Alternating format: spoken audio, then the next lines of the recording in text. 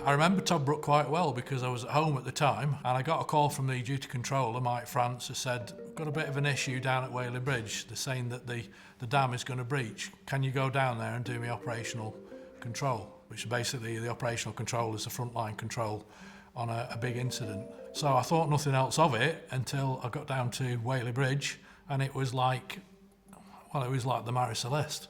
There was just nobody in the village. It was so surreal.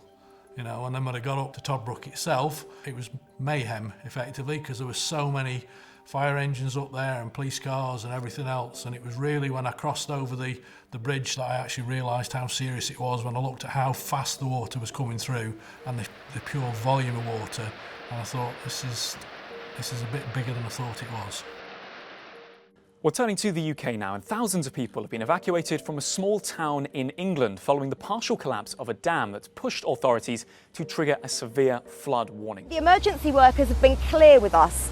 If it were to go, the potential consequences would be catastrophic. This dam is the only thing holding back Toddbrook Reservoir from Whaley Bridge. It's protected the town for nearly 200 years.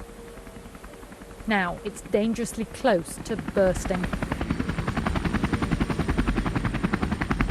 In the early stage of the incident, we were there, the fire service were there, the police were there. There were some decisions that needed making straight away. I mean, the engineer was very, very frank, and he said, if you don't sort it in the next hour, it's going to go.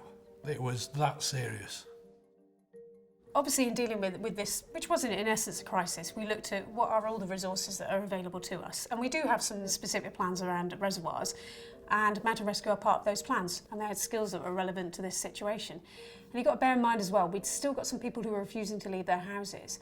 And so, had the dam burst, we knew where those houses were. We would have had to go to those houses to see if those people were still alive. Mountain Rescue, again, would have been part in terms of how could we go in there safely, how can we do that, coordinate that. And they, volunteer to do so. So they come and willingly try to help us to do the best that we can in dealing with this crisis.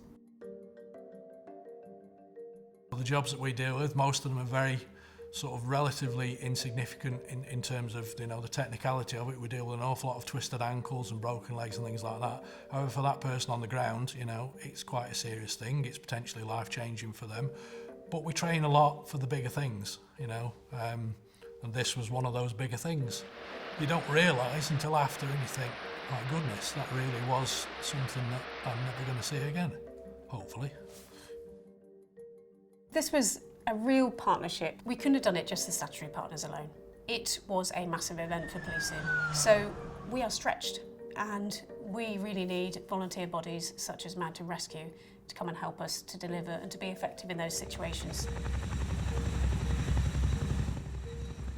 The aftermath was incredible gratitude by a lot of people, and you think we didn't do much, but I guess our not much is obviously a bigger thing to them. We were doing it because it was part of our community. For them, it is their community. The number one priority in policing is to prevent the loss of life and to protect people. And they do a lot of work to support that. So I would say if you do want to give money towards this charity, it's certainly a worthwhile charity, and it's a charity that we work with on a regular basis in order to protect people.